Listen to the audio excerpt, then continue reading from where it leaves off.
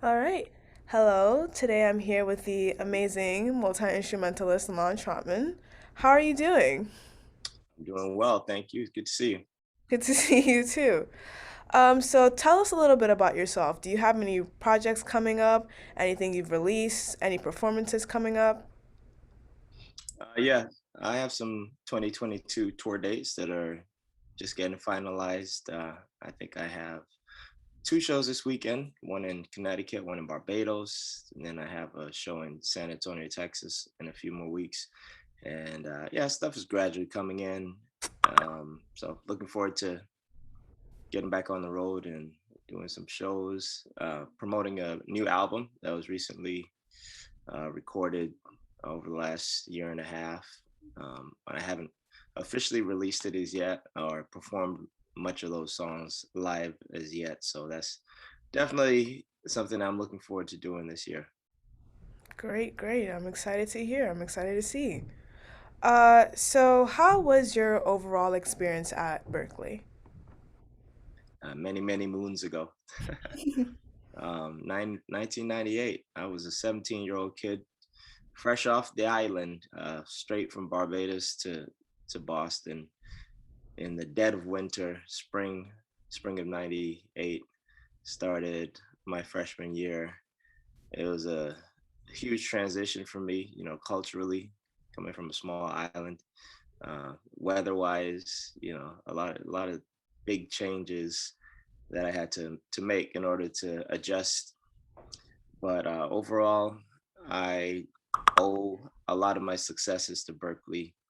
Um, a lot of the tools that they gave me, within the curriculum and also just within the environment that was provided through living in the dorms, on campus and in the Berkeley community.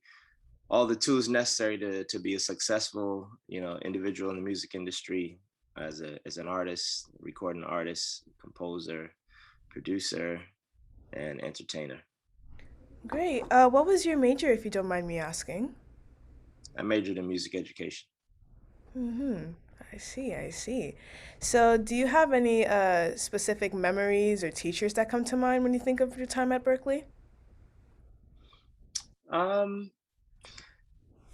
I mean, I think in general, you know, as a teenager, you always look up to your faculty as your mentors, especially the ones that were touring or had albums out, and you knew that they had some level of playing experience. So Berkeley in general does a great job of hiring faculty who the students can look up to as role models and be like, hey, I saw this person performing on the American Music Awards, or I saw this person, you know, recording or collaborating with such and such, and I know they're going to be performing, in Europe, next month or whatever. So, um, we have nothing but admiration. I had nothing but admiration for many of my faculty members and teachers during my time at Berkeley, and then just to get to play music with them again is a humbling experience. I give you one name. I don't want to drop too many names, but Mr. Tiger Okoshi, who I believe is still on faculty, trumpeter extraordinaire, toured and recorded with the legendary bassist Jaco Pastorius. I played an ensemble with Tiger, and he had many stories about the legendary Jaco Pastorius during his time when he was touring with Jaco. And again, it's just really informative and very inspirational to be able to hear these stories coming from a person who's sitting just a few feet away from you. I agree. I agree. So how did you go about finding a community at Berkeley? I guess it kind of happened naturally and organically. Obviously, if you live on campus, people that live in your building, you kind of gravitate to them as far as eating together, doing jam sessions together.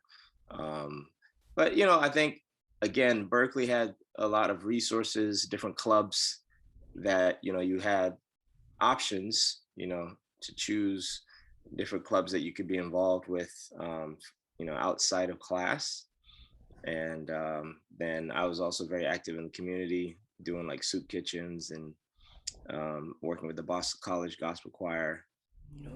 So those things also helped me to build some bridges, off campus as well. But yeah, I think in general, you just kind of gravitate to people who share the same interests as you.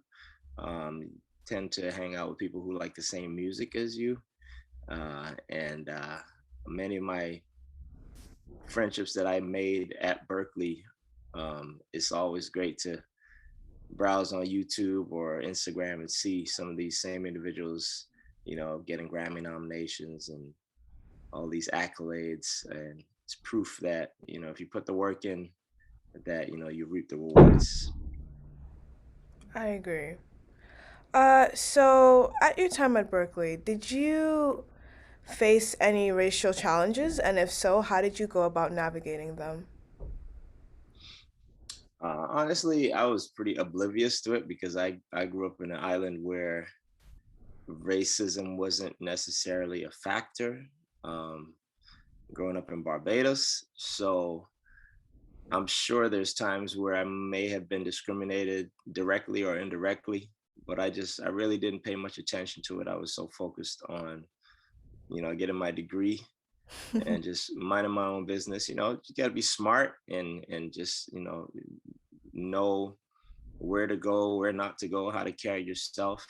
Once I finished Berkeley, it was a little bit more in tune with that part of Boston, playing at weddings a lot of times or corporate events and being one of a few black people in at the event, and you kind of notice how people treat you a little bit differently or whatnot. But again, I just kind of use that as my, to fuel my success and my energy. And it's just a reminder that, to whom much is given, much is required. And, the talents that we've been given, they will make room for us and put you before people of all, demographics and race and culture and social economic status. But it's up to you how you present yourself to earn their respect and for people to see you as a outstanding, intelligent human being,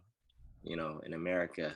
And I think once you can find that balance, you'll be able to, you know, kind of rise above, a lot of the discrimination and seeing things in black and white. Okay. So, do you have any advice for prospective and current students? I realize that hard work is one of the things that you mentioned a lot. So, do you have any other tips? Yeah, take advantage of the opportunity to network, build friendships, long-lasting friendships. The music industry is all about friendships. Sometimes it's who you know, that creates certain opportunities for you. Um, so yeah, take time to get to know people and treat everyone with respect. You just never know who's sitting next to you, where they'll be in 5 or 10 years from now. You might need a favor. um, but those years that you spend in undergrad are a great opportunity to build and discover your voice, as an artist, as a person, to find what's your thing, what separates you from everyone else. And the only way you find that is to try different things and to see how it's received, by your peers, by your teachers, by, people in the community. You start doing little open mic sessions, jam sessions, and see what comes naturally for you and what makes you unique. I think that's all everyone wants ultimately, is to find their niche and to find out what makes them unique so that they have a shot at having a successful career. Right. So, when you're not touring or making music, you are teaching here as an associate professor. Is that correct? Yeah, I just started my second semester. Glad to be back as a part of the Berkeley family. Thoroughly enjoying it, meeting new students, and doing my part to to just give them a little inspiration along the way. All right. So with that, I'd like to thank you for spending some time with me and answering my questions. And I will see you soon. Thank All you. right. Thanks for having me. Bye bye. Bye.